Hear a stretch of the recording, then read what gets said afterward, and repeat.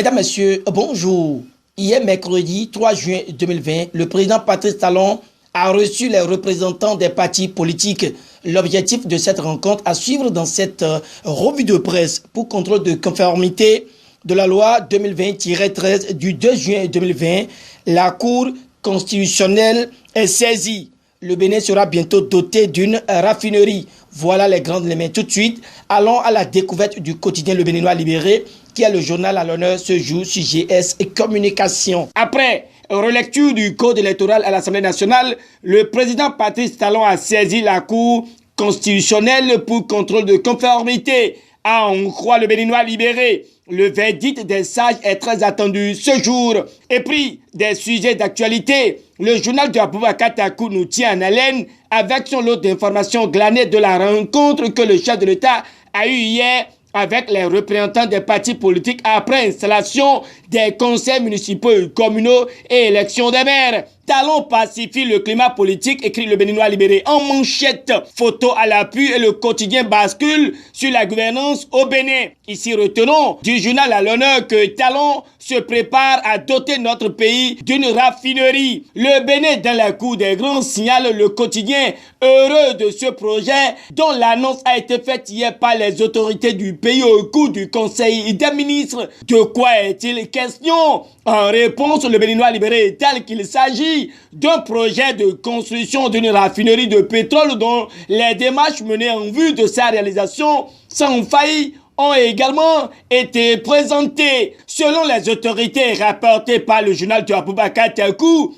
l'idée se justifie par la volonté du gouvernement du président Patrice Talon d'assurer une meilleure satisfaction de la consommation intérieure du pays en produits pétroliers et de contribuer au ravitaillement de ceux de la sous-région. À cet effet, un cabinet a été sollicité pour analyser les perspectives du marché à l'horizon 2030. L'autre chose qui préoccupe le quotidien, c'est les communales et la victoire du bloc républicain. Exhibant une photo comme preuve, l'auteur de l'article fait remarquer que Roland Darefa a été honoré par l'honorable Agbodjetin.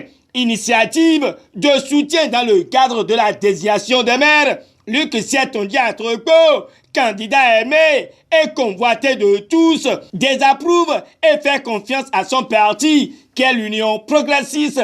Et nous quittons Le Béninois Libéré pour la nation, qui répond que face à la difficulté d'élection des exécutifs communaux et plus d'une loi complétive, une rencontre était indispensable pour décrisper la situation. Oui, quand c'est bloqué, il faut avoir le courage de débloquer pour avancer. Propos de Abraham Zizinowe au sujet de la modification du code électoral est notifié par Bénin Intelligent. Ce qui est bien selon le journal est que 3 schémas existent désormais pour la désignation aisée des maires. Bénin Intelligent expose les cas et révèle que la procédure indispose la société civile, mais la classe politique adhère au sujet et attend avec fébrilité l'arbitrage de la Cour ce jour.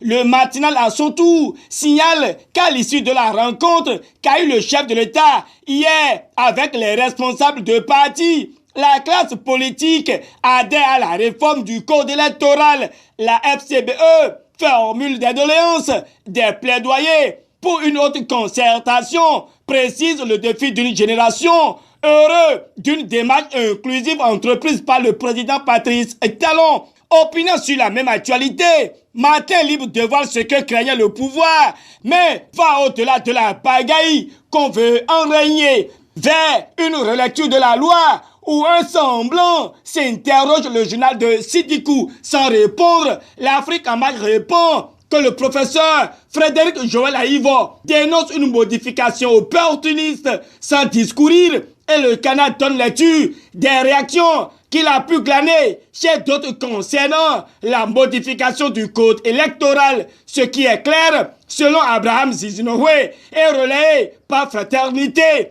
est que désormais au Bénin, si vous n'êtes pas membre d'un parti politique, vous n'avez pas la chance de faire de la politique. Cela va sans dire. C'est pourquoi le coopérant rassure que le Parlement dote les partis politiques du plein pouvoir décisionnel pour une gouvernance disciplinaire dans les communes. Terminons cette revue de presse avec fraternité qui nous parle de l'amélioration du climat des affaires au Bénin.